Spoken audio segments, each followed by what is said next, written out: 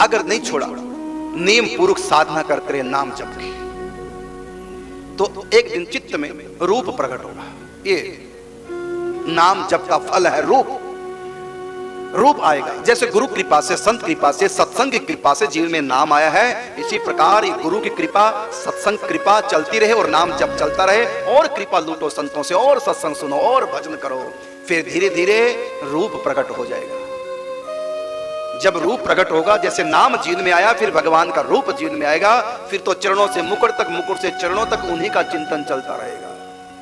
प्रारंभ में चिंतन नहीं होगा। नाम जब आप करेंगे तो बिना चिंतन के सुमरिए नाम रूप बिन देखे,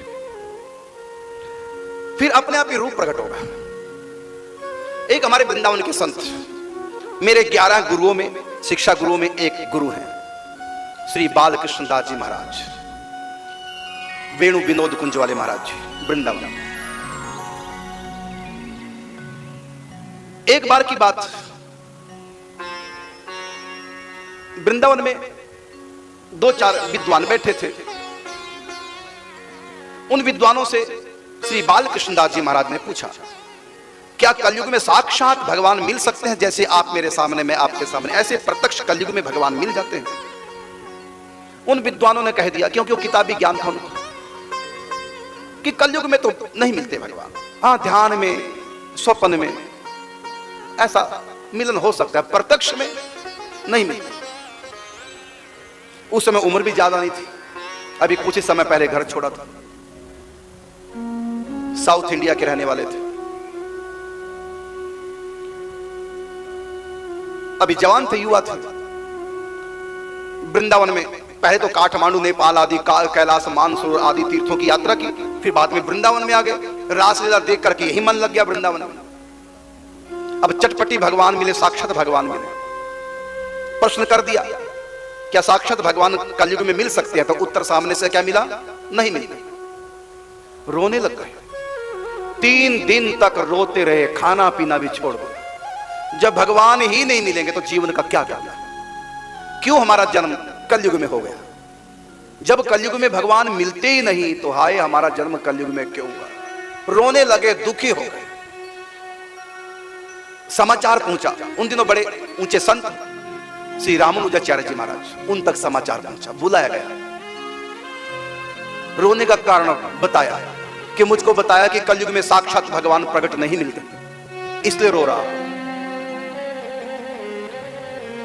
तो श्री रामानुजाचार्य जी महाराज ने कहा बालकृष्ण दास जी से कि बेटा, ऐसे ही रोते रहोगे तो बिल्कुल मिल जाएंगे, ऐसे ही रोते रहोगे तो मिल जाएंगे। किसने कहा कि कलयुग में भगवान नहीं मिलते?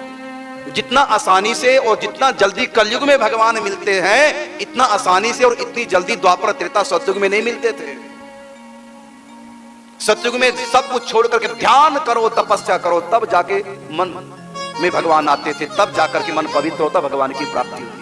त्रेता युग में बड़े बड़े यज्ञ अनुष्ठान करो, तब जाकर भगवान रिझते थे। और द्वापर युग में 16उपचार भगवान का, श्री विग्रह का पूजन करो नियम पूर्वक, कई घंटे प्रतिदिन, तब जाकर भगवान रिझते थे। और कलयुग केवल नाम आधारा, केवल नाम जप से साक्षात भगवान प्रकट हो जाते हैं। बस ये रोना ऐसे चलता रहे, अर्थात भगवान का विरह व्याप्त।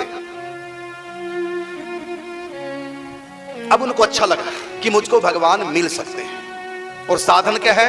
नाम जप और रोना। अब नाम जप लगे करना। नाम जप से पहले कई प्रकार के चमत्कार होने लग जाते हैं, रिद्धियां सिद्धियां भी आकर तंग करती हैं। और जो ईमानदार के साथ, लगन के साथ साधना करता है, नाम जप करता है, सिद्ध संत भी उनकी सहायता करते हैं। बालकृष्णनाथ जी महाराज के एक मित्र थे, कमल नयन, कोई घर के मित्र नहीं थे, यहीं पर जानकारी हो गई। एक बार वो बीमार पड़ गए। दोनों संत थे, दोनों विरक्त थे, ना कोई कुटिया थी, ना कोई खाने का ठिकाना। दोनों भजन करते और कहीं भी भिक्षा मांग लेते थे। कहीं भंडारा चल रहा, अन्य क्षेत्र, वहां से 2 रोटी मांग लेते थे। कभी वृंदावन के आसपास गांव से भिक्षा मांग लेते थे।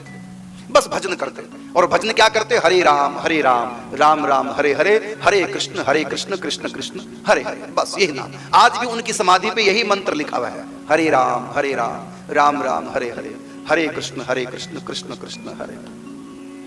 तो मित्र कमल नयन बीमार पड़ गए। दोनों दोनों ही खूब भजन करने वाले भजनानंदी महापुरुष थे। लेकिन संतों के लिए कोई ठिकाना तो होता नहीं, कोई व्यवस्था नहीं होती। बीमार पड़ गए, अब दवाई कहां से आए, जुकाम अधिक हो गया, भजन में विघ्न लगा पड़ने। किसने कहा कि काली मिर्च तुलसी थोड़ा मिश्री डाल के काढ़ा बना दो, वो पिला दो, आराम आएगा। अब कहां से काली मिर्च आए, कहां से मिश्री आए? हाँ, मांग लेते थे रोटी के लिए, रोटी की भिक्षा करते थे। मिश्री की थोड़ी भिक्षा होती, काली मिर्च की थोड़ी भिक्षा होती, भिक्षा तो रोटी की मांगते थे। अब ऐसी सोच रहे थे बाल कृष्णनाथ जी महाराज, कहां से काली मिर्च आए, कैसे बीमारी ठीक हो। कुएं पे पानी लगे खींचने और सोच रहे थे। एक महात्मा है, एक संत है, सिद्ध संत थे। संत ने कहा कुछ चाहिए? पूज्य श्री बाल कृष्णनाथ जी महाराज ने कहा कि हाँ बोलो क्या चाहिए। कहा कि काली मिर्च चाहिए, थोड़ी सी मिश्री चाहिए। उसी समय थोड़ा झुके महात्मा, वहीं कुएं के पास उंगली से थोड़ा खोदा, 5-10 काली मिर्च निकाल दी और एक आना पैसा, जैसे अभी ताजा भी टकसाल से बन के आया, उनके हाथ पे रख दिया काली मिर्च और एक आना, जाओ बाजार से मिर्च ले आना। दे करके फिर कहा सिद्ध संत ने और कुछ चाहिए? श्री बाल कृष्णनाथ जी महाराज बोले नहीं और कुछ नहीं। और लेकर के पैसा बगल की दुकान पे गए, मिश्री खरीदी और आए। कमल नयन जी मित्र को कहा कि कोई संत मिले थे, अभी अभी नीचे से खोद करके मिश्री निकाली, पूरी बात। तो कमल नयन जी ने कहा अरे कोई साधारण संत नहीं, सिद्ध संत। गए देखने, कहीं मिले नहीं, गायब हो गए। कमल नयन जी ने कहा श्री बालकृष्णनाथ जी महाराज से बहुत बड़ा धोखा हो गया, मांग लेते भगवान को, सिद्ध संत थे। ऐसे बालकृष्णदास के जिनमें कई संत आए, सिद्ध संत। एक बार गोवर्धन की परिक्रमा में संत मिल गए, प्रगट सिद्ध संत। कुछ चर्चा हुई और वहीं अंतर्धान हो, सामान्य अंतर्धान हो। 4 संतों सिद्ध संत उनके जीवन में प्रकट हो गए, फिर अंतर्धान। मतलब जो भजन करते हैं ईमानदारी के साथ, धीरे धीरे संत कृपा करते। इस ब्रजमंडल में आज भी ऐसे संत हैं, आप विश्वास नहीं करोगे, गोवर्धन जी की शिलाओं के अंदर संत हैं। गुफा के अंदर नहीं कह रहा हूं, शिला के अंदर। उनके शरीर हमारी तरह नहीं है, जड़ शरीर नहीं है। गिरिराज की शिलाओं में, यहां तक कि गिरिराज की तलहटी में कई वृक्षों के अंदर संत रह रहे हैं। ऐसे संत नहीं हमारी तरह भौतिक शरीर वाले। और भी कई बातें आप लोग विश्वास नहीं कर पाएंगे, ये बड़ी ऊंची बातें हैं, विश्वास के योग्य नहीं। स्वल्प पुण्यामताम राजन विश्वासो नए बजाए थे। आज भी ऐसे ऐसे चमत्कार होते हैं ब्रज में, ऐसे ऐसे सिद्ध संत हैं जो इन आंखों से दिखाई नहीं देते। बरसाना में जिस गुफा में मैं रहा हूं, उस गुफा में भी आज भी एक सिद्ध संत रहते हैं, लेकिन इन आंखों से कोई दिखाई नहीं किसी को देते आज भी। और कई उनके चमत्कार होते हैं। उस गुफा में मैं 3 साल रहा, वो किसी को गुफा में टिकने नहीं देते, सबको भगा देते। तो आज भी ऐसे सिद्ध संत हैं जो वृक्षों के अंदर रहते हैं, जो गिरिराज की शिला के अंदर समा कर रहते हैं और समय समय पर साधकों को प्रगटों के दर्शन देते हैं, उनके ऊपर कृपा करते हैं। और भी कई संतों की अनुभूतियां हैं यहां के वृक्षों की, हमसे उन्होंने शेयर की, हमने अपनी अनुभूति बताई, उन्होंने अपनी अनुभूति हमको बताई। तभी कहा ना, वृंदावन के से धाम को मर्म न जाने कोई, जहां डाल डाल और पात पात पे राधे राधे होए। मतलब पेड़ों के अंदर संत और राधा नाम जप कर रहे हैं। तो ऐसे कई संतों के दर्शन हुए पूज्य श्री बालकृष्णदास जी महाराज को। एक बार की बात, क्योंकि वृंदावन में रहे, बीच बीच में गिरिराज जी परिक्रमा करने आते थे। वृंदावन में तो सब संत सखी भाव की उपासना करते हैं राधा रानी की। महत्व ज्ञान हुआ कि सर्वोपरि उपासना, सर्वोपरि अध्यात्म की उपलब्धि है सखी भाव। ये रामानुज संप्रदाय के संत थे। रामानुज संप्रदाय में नारायण मंत्र की दीक्षा मिलती है, नारायण की उपासना को उपदेश होता है। ऐश्वर्य भाव पर भगवान की नारायण रूप की उपासना संप्रदाय में की जाती है और मंत्र भी भगवान नारायण का मिलता है। अब भगवान नारायण का मंत्र है, नारायण की उपासना है, गुरुदेव भगवान की दी हुई। लेकिन वृंदावन का यहां संग मिला साधुओं का, संतों का, तो राधा कृष्ण के प्रति लगाओ, उसमें भी सखी भावना संत करते हैं। प्रातः काल ही उठ के धार सखी को भाव। अब इनके मन में हुआ कि मैं भी कुछ करूं, तो संतों से पूछते तो संत बताते नहीं, क्योंकि पहले संत पूछते कि तुम कौन से संप्रदाय के हो, कहते हम तो रामानुज संप्रदाय के हैं, श्री संप्रदाय के। फिर कहते अपने गुरु जी से पूछो। अब गुरु जी से क्या पूछें, गुरु जी नारायण के उपासक है, मंत्र भी भगवान नारायण का दिया। अब यहां पर तो मंत्र आज गोपाल मंत्र होता है। अब कोई बताता नहीं था, सिद्ध संत भी नहीं बताते थे। एक घटना है नंदगांव की, बालकृष्णदास जी महाराज की। पंडित श्री रामकृष्णदास जी महाराज के शिष्य हुए हैं कृपा सिंधु बाबा। निकुंज लीलाओं का चिंतन करते, पठन पाठन करते। एक बार पूज्य श्री बालकृष्णदास जी वहां पहुंचे और रात को करते थे पाठ, और एक दो व्यक्ति और साथ होता था, चिंतन करते थे लीलाओं का, गायन करते थे लीलाओं का। जो ही श्री बालकृष्णदास जी महाराज पहुंचे, उन्होंने ग्रंथ को बंद करके पीछे छुपा दिया और चर्चा करने लगे, और निकुंज की चर्चा छोड़ दी, क्योंकि बड़ी रहस्यमय निकुंज की चर्चा है, इसमें सबको बता नहीं सकते। तो इनको बड़ा दुख हुआ था। तो महिमा तो सुन ली सखी भाव की, लेकिन सखी भाव की साधना कोई बताने को तैयार नहीं। यही कहते अपने गुरु जी से पूछो, गुरु प्रदत्त साधना ही फलित होती है, और गुरु जी जानते नहीं थे। एक बार की बात, वृंदावन में बिहारी जी की बगीची में पंडित श्री रामकृष्णदास बाबा सत्संग कर रहे थे। सिद्ध संत थे, बड़ी प्रसिद्धि थी उनकी। उनसे जाकर एक बार कह दिया कि महाराज, केवल महामंत्र जप करने से क्या सखी भाव की प्राप्ति हो जाती है? केवल महामंत्र जप करने से। ऐसा क्यों पूछा?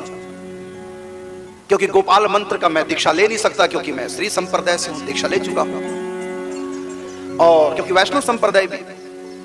और कोई बताने को तैयार नहीं साधना, कैसे अष्टयाम सेवा करते हैं, प्रिया प्रीतम को सखी भाव दान करके कैसे लाड़ लड़ाते हैं, ये कोई बताने को तैयार नहीं था। फिर पूछ लिया कि केवल महामंत्र जप करने से क्या सखी भाव की प्राप्ति हो जाती है? पंडित श्री रामकृष्णदास बाबा ने बताया कि बिल्कुल हो जाती है। केवल महामंत्र जप करने से, केवल नाम जप करने से सखी भाव की प्राप्ति हो जाती है। और ये शब्द किसके थे? एक सिद्ध संत के थे। इनका पूरा विश्वास संतों में, नाम जप में भी और संतों में भी पूरा विश्वास। अब मन में विश्वास हो गया कि केवल महामंत्र करने से सखी भाव की प्राप्ति हो जाएगी। अब तो दिन रात हरे राम राम राम हरे हरे, हरे कृष्ण कृष्ण कृष्ण हरे हरे, दिन रात महामंत्र। वृंदावन में इनकी ख्याति होने लगी भजन से। वृंदावन छोड़ के मथुरा चले गए, बंगाली घाट, अस्कुंडा घाट पे एकांत में भजन करने लगे। फिर बीच बीच में रासलीला होती वृंदावन में, तो दर्शन करने आते। फिर बीच में गिरिराज गोवर्धन आते, परिक्रमा करते। यहां भी कई अनुभव, गुलाल कुंड पे कई महीने तक लगातार महामंत्र, दिन रात, बस एक विश्वास, क्या? केवल महामंत्र करने से मुझको सखी भाव की प्राप्ति हो जाएगी, और कुछ भी करने की आवश्यकता नहीं। और कुछ करते भी नहीं थे, क्योंकि कोई बताते नहीं थे। और इनकी मन में निष्ठा थी, गुरु प्रदत्त साधना ही करनी चाहिए, अर्थात संत जो बताएं वही साधना करनी चाहिए। अपनी मन मर्जी से ऊंची साधना भी नहीं करनी चाहिए, संत जो आज्ञा करे। लेकिन संत बताते नहीं थे। अब पंडित रामकृष्णदास बाबा ने कह दिया बिल्कुल हो जाएगी प्राप्ति केवल महामंत्र से। बस संत में विश्वास, नाम जप में विश्वास। और अंत में तो सब छोड़ करके कई अनुभूतियां, कई चमत्कार भी जीवन में हुए। और अंत में एकांत नंदगांव चले गए। 6 साल लगातार नंदगांव में भजन किया, हरे राम राम राम हरे हरे, हरे कृष्ण कृष्ण कृष्ण हरे हरे। और वहां कितना भजन किया उन्होंने? 3 लाख नाम जब प्रतिदिन करते थे, मतलब 64 माला के 3 राउंड नित्य प्रति करते थे। ललिता कुंड के किनारे बैठ करके, कभी टेर कदम पर बैठ करके, कभी पावन सरोवर बैठ करके, कभी नंद बैठ करके एकांत में, कभी उद्धव क्यारी में एकांत में, झाड़ियों में बैठ के भजन करते। बोलते किसी से नहीं, क्योंकि बोलेंगे तो परिचय बढ़ेगा, लोग फिर आएंगे, मेरा भजन छूट जाएगा। बाद में इनका भजन इतना अधिक बढ़ा, 1 लाख नाम जब तो ये बोल बोल के करते थे, और 2.5 लाख नाम जाप मानसिक करते थे। 3.5 लाख नाम जप का नियम बन गया। इतना दिन रात भजन।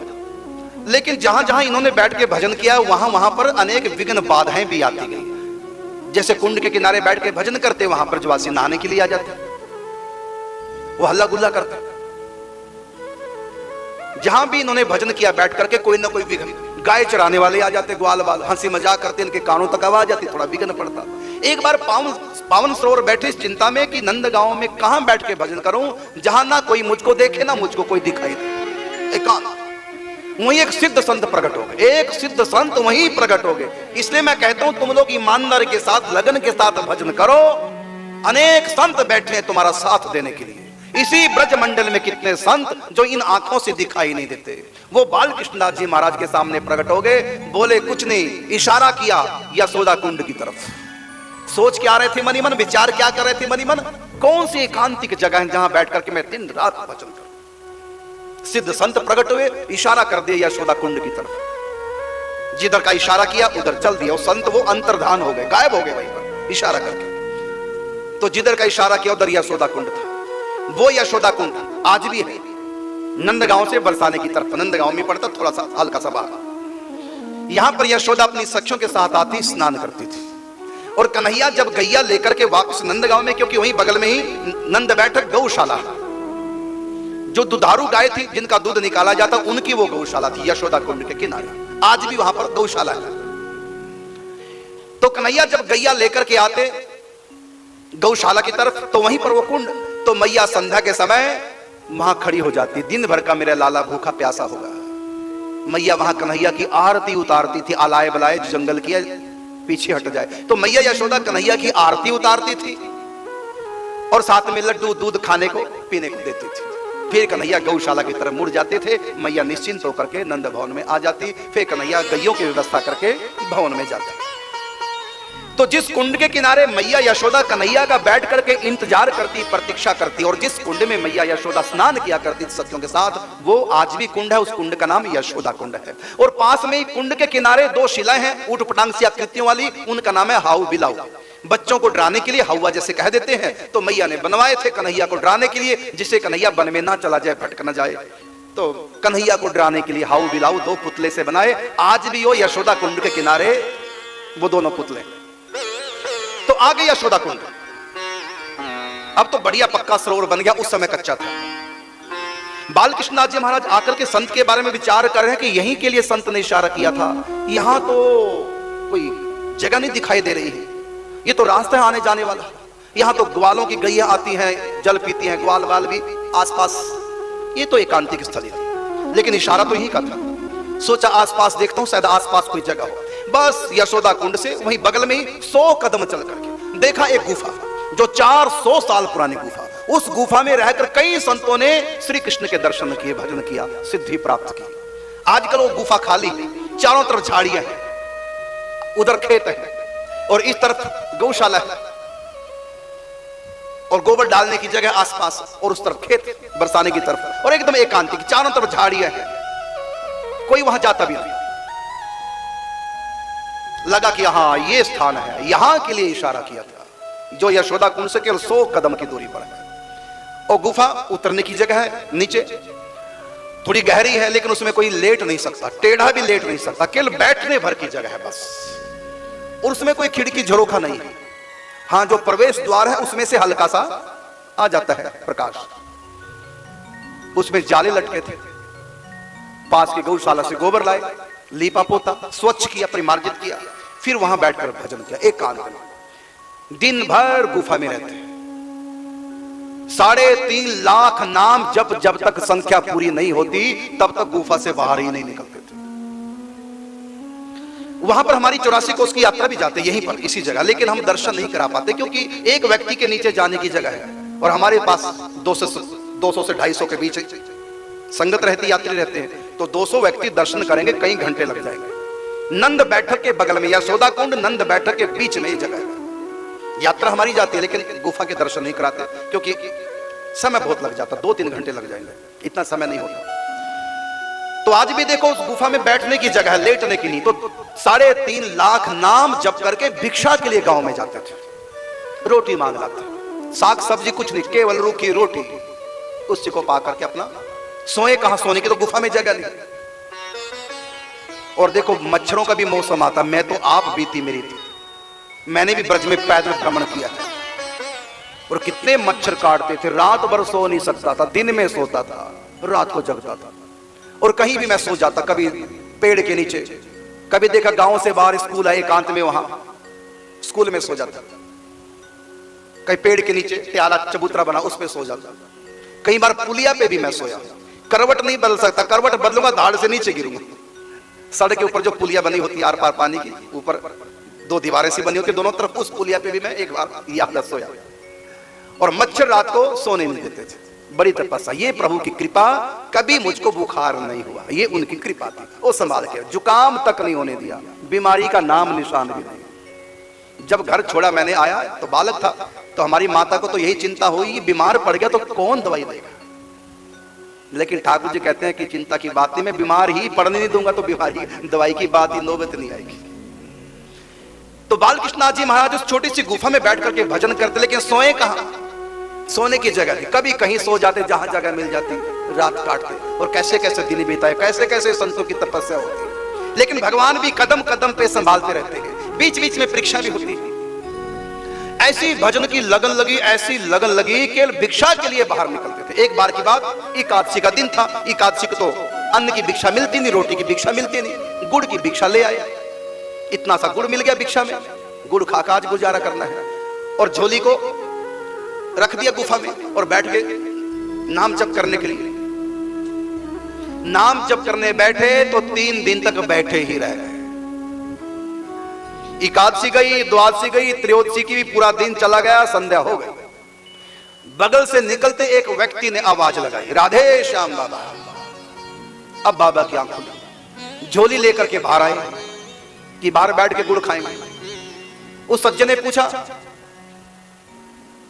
कि आज आप गुड़ ले रहे हैं, कहां, आज एकादशी है ना, आज रोटी नहीं खानी, इसलिए आज मैं गुड़ की भिक्षा लाया हूं। कहते बाबा आज एकादशी कहां, आज तो त्रयोदशी है। पूज्य श्री बालकृष्णनाथ जी महाराज बोले, त्रयोदशी कहां, तो एकादशी है, मैं नंदगांव से भिक्षा लाया हूं गुड़ की। बाबा एकादशी तो परसों थी। अब लगा पता बाबा को कि मैं समाधि में जो चला गया तो समय का पता ही नहीं चला। मतलब भजन में वहां प्रवेश कर गए जहां काल का प्रवेश नहीं है।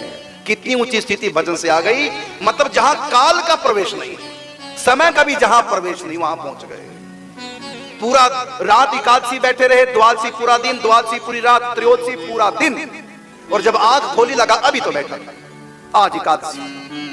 सोचिए भजन में कितनी मस्ती हो, कितना आनंद होता है, कितना सुख है भजन में। इसके बाद भी परीक्षा होती है।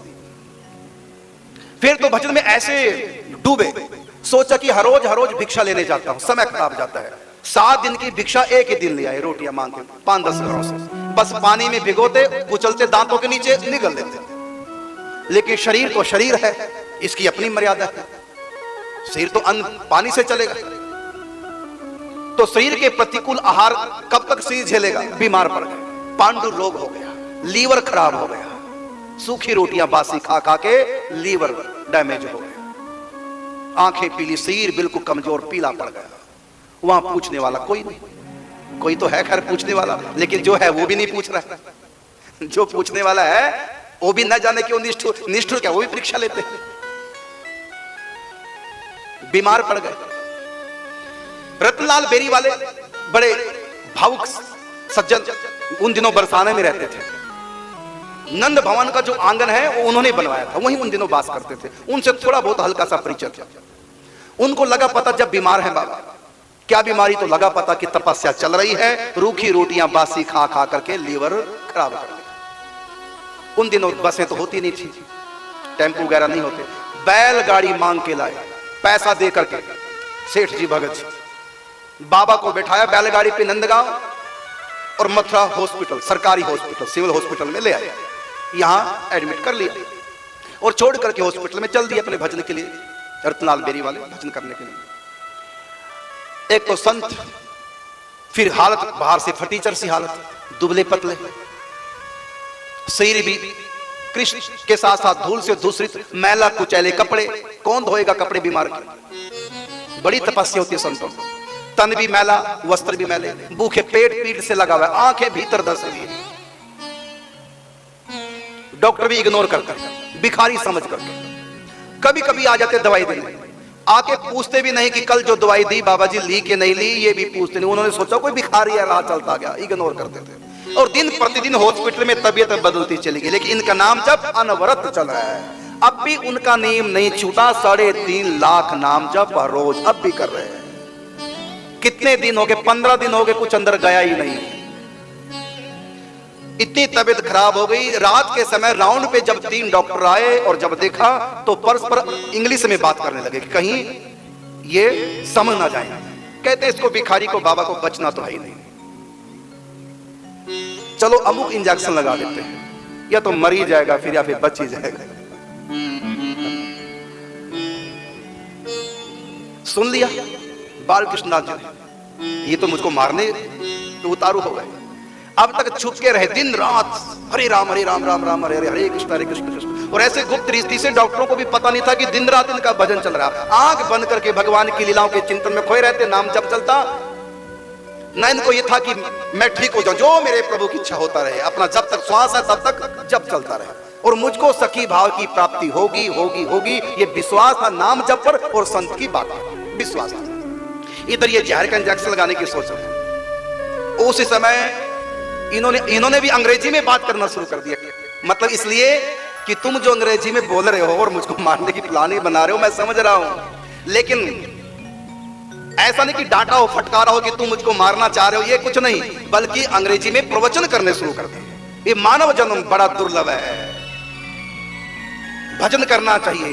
तो वो भी अंग्रेजी में प्रवचन शुरू कर दी, वो तो हक्के बक्के रह गए। इसका मतलब हम जो इंग्लिश में बात कर रहे थे, इनको मारने की प्लानिंग को इन्होंने सुन ली, समझ ली। मतलब ये तो अंग्रेजी में और हमसे भी बढ़िया परिमार्जित इंग्लिश बोल रहे हैं। इतने बढ़िया शब्द तो हमारी भी शब्दकोश में नहीं जो ये बोल रहे हैं। चरणों में गिर गए तीनों। फिर तो अपने घर से, वहां तो रोटी पानी मिलता नहीं था हॉस्पिटल में, सरकारी हॉस्पिटल में, तो अपने घर से स्पेशल रोटी लाते खिलाने के। बढ़िया ट्रीटमेंट चला, अंत में ठीक हो गए।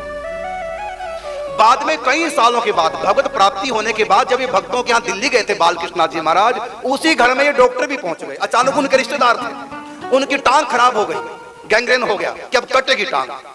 अपॉइंटमेंट लेने के लिए गए, टांग कटवाने के लिए वही डॉक्टर। बालकृष्णनाथ जी को पहचान लिए तो वही महाराज लग रहे हैं जिनको हम इंजेक्शन दे रहे थे। अपना दुख निवेदन किया तो बालकृष्णनाथ जी ने कुछ बताया, उससे ठीक कहा कि तुम टांग नहीं कटवाना, तुम ठीक हो जाओगे। हो गए ठीक। उसके बाद जब ठीक हो गए तो वापिस नंदगांव में बालकृष्णनाथ जी हॉस्पिटल से छुट्टी करके आ गए। अब लगे भजन करने, वही 1 लाख नाम जप बोल बोल करके और 2.5 लाख नाम जप चिंतन के द्वारा सुमरिन करते हैं। ऐसे जब चलता रहा। एक दिन उस छोटी सी गुफा में नंद भवन प्रकट हो गया। नंदगांव में मंदिर में भी जाना बंद हो गया, भिक्षा भी जाना बंद, मंदिर भी जाना बंद। ऐसी नाम में, मैं बता रहा हूं नाम में कितना रस है। नंद भवन ही गुफा के अंदर प्रकट हो गया। और नंद भवन ही नहीं, एक दिन भजन करते सामने बड़ा भगवान प्रकट हो गए, मत्स्य अवतार प्रकट। फिर देखा तो कच्छप अवतार, देखा तो बलराम जी, देखा तो भगवान श्री राम, देखा तो बुद्ध अवतार, देखा तो होने वाला कल्कि अवतार, 52 अवतार, 10 अवतार एक एक करके सामने प्रकट हो गए। ये किसका प्रताप था? ये उनकी ऐश्वर्यमयी भक्ति का प्रताप था पहले, क्योंकि वो नारायण मंत्र की उपासना की थी पहले। उसी का प्रभाव जो श्री कृष्ण यहाँ पर ऐश्वर्य रूप में दर्शन दे रहे हैं। लेकिन इनको रुचे नहीं, प्रणाम कर दिया, रुचे नहीं, क्योंकि मन कहां था? मन था श्री कृष्ण में, माधुर्य भाव में, सखी भाव में। उनको तो प्रिया प्रीतम चाहिए, सखी बनना है राधा कृष्ण की। बराह अवतार की तो कोई सखी नहीं होती, राम जी भी कोई सखी नहीं, बुद्ध अवतार की भी सखी नहीं, कल्कि अवतार की भी सखी नहीं, कच्छप अवतार, मत्स्य अवतार, इन अवतारों की तो सखियां नहीं। और यहाँ भावना भजन किस लिए हो रहा है? सखी बनने के लिए हो रहा है। इसलिए रुचि तो नहीं, लेकिन प्रणाम किया, ऐश्वर्य भाव में ठाकुर जी ने दर्शन दिए, लेकिन कोई असर नहीं। हाँ, इतना हो गया कि भजन मेरा काम कर रहा है। एक दिन गुफा में बैठे, अचानक दिव्य प्रकाश, गुफा के अंदर प्रकाश, और देखा तो प्रकाश की जगह एक देवी सी प्रकट हो गई, दर्शन दिए और अंतर्धान हो। ये क्या तो नहीं पता चला। वो उनका भावी स्वरूप था। जिस सखी भाव की प्राप्ति होनी थी वो सखी सामने, दर्शन देके अंतर्धान। अब तो और विरह व्यापा, और विरह व्यापा। अब तो एक एक पल कृष्ण के बिना भारी लगने लगा। अब तो जिया नहीं जा रहा है। 6 साल, ये जो मैंने बात बताई है, ये तो मैंने बता दिया आधे घंटे में, लेकिन ये 6 साल की घटना है। लगातार 6 साल तक इन्होंने भजन किया। दिन रात बस नाम जप से, महामंत्र जप से सखी भाव की प्राप्ति हो जाएगी। ये भाव मन में रख करके मैं बात इसलिए बता रहा हूं कि नाम जप की महिमा कितनी है। केवल नाम जप, कोई पूजन नहीं, कोई कुछ नहीं, केवल नाम जप से कहां बाल कृष्णदास जी महाराज पहुंच रहे हैं। अब इतना विरह व्यापा श्री कृष्ण का।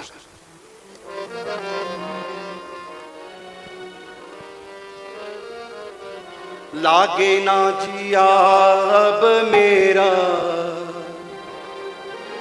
लागे ना जिया अब मेरा, मैं हो गया हूं तेरा, तू आजा सांवरे सांवरे सांवरे सांवरे सांवरे।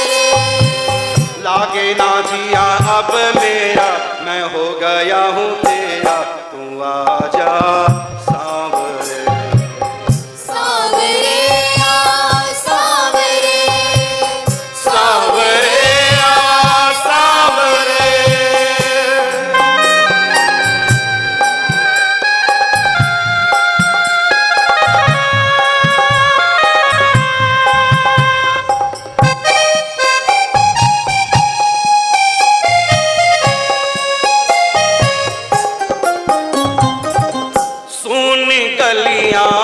बाग बगीचे सोने महल चौबारे,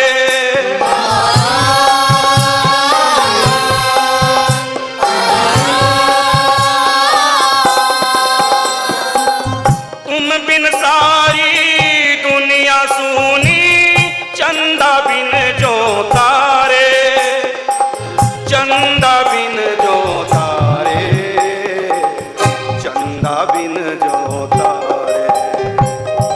बिरहा का छाया है अंधेरा, कब होगा सवेरा, तू आजा सांवरे सांवरे सांवरे सांवरे सांवरे।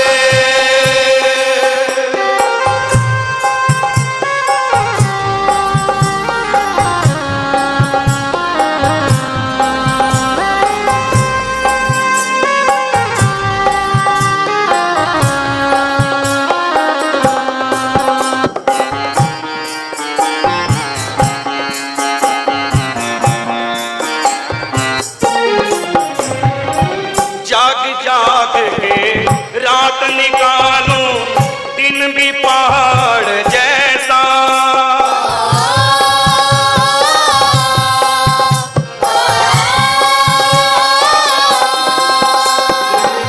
पल पल भारी हो गया जीना, रोग लगा ये कैसा, रोग लगा ये कैसा, रोग लगा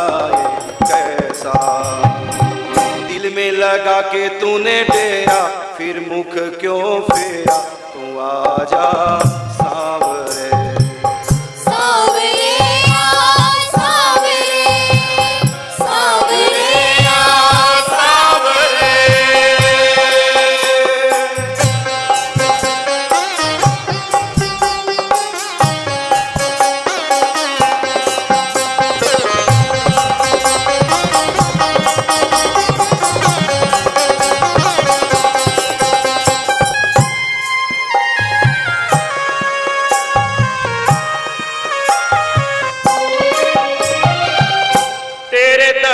को व्याकुल नयना रो रो नीर बहाए,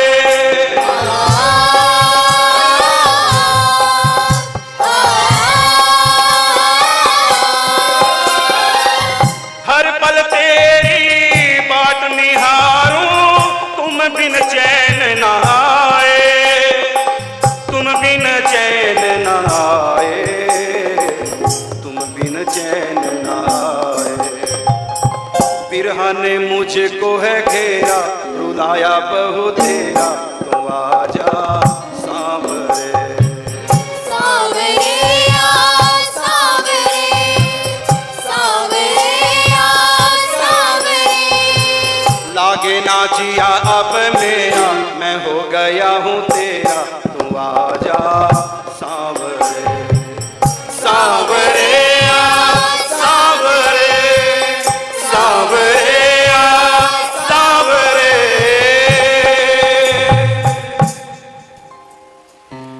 में इतने व्याकुल हुए। उसी स्थिति में गुफा से निकल गए, किधर जाना पता नहीं।